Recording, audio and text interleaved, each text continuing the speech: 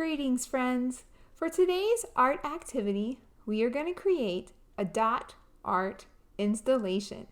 Our artwork is inspired by the Japanese artist Yayoi Kusama. Let's talk about what materials we're going to need. First, you're going to need some construction paper, preferably in different colors. Think about what colors you might want to use. If you don't have construction paper, you can use white paper. Your dots can be white, that's fine too. Or you can use newspaper or junk mail, old magazines to cut up dots for your art installation. Make sure you check with your parents before you cut up any materials in your house. The next thing you're going to need is a cup for tracing your circles. Something medium-sized, not too small, but not too big either. Something nice and medium-sized. The next thing you're going to need is a pencil and a pair of scissors for tracing and cutting out those polka dots. The last thing you might want to consider finding and using is some tape. You might want to be able to stick your dots onto the side of a surface, so tape would be a great option. Please do not use glue and permanently glue your polka dots to your house. What we're going to do is create all of our dots, then we're going to find a place in our house to arrange them and display them.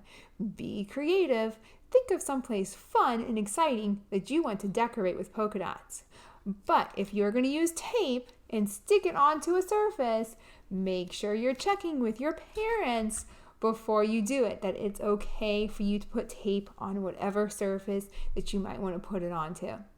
Once you are done, make sure you photograph it and then take all the polka dots off of those items that you stuck them to. Don't leave them there forever. Make sure you clean up after you are done with your art.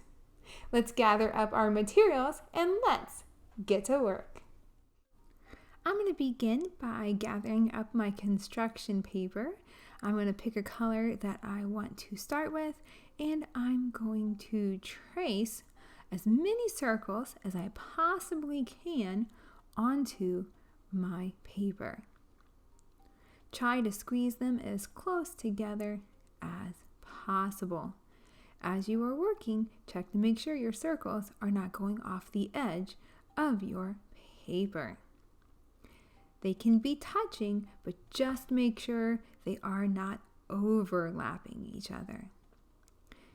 Try to fit as many circles as you can onto one piece of paper.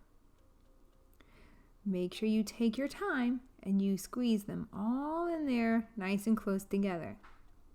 Now, when it comes to cutting out the circles, I highly recommend, if you can manage it, to take this paper that you have drawn your circles on and gather up maybe 2 or 3 other pieces of paper and stick them underneath of this one and try to cut multiple pages at the same time.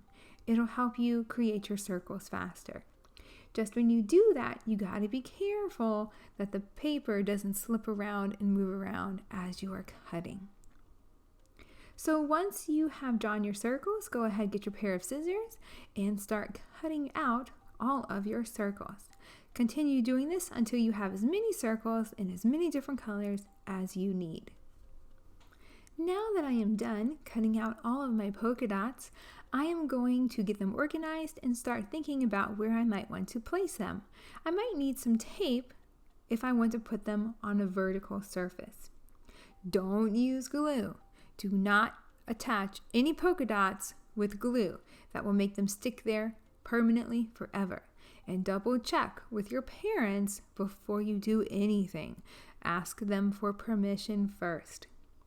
Once you have found a location in your home that you want to display your polka dots on, go ahead and think of a way you can make a pattern with those polka dots.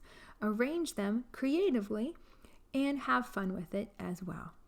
Once you are done, make sure you photograph your art installation and you upload it to share onto Artsonia. Once you are done, don't forget to clean up afterwards. Don't leave your polka dots all over your house.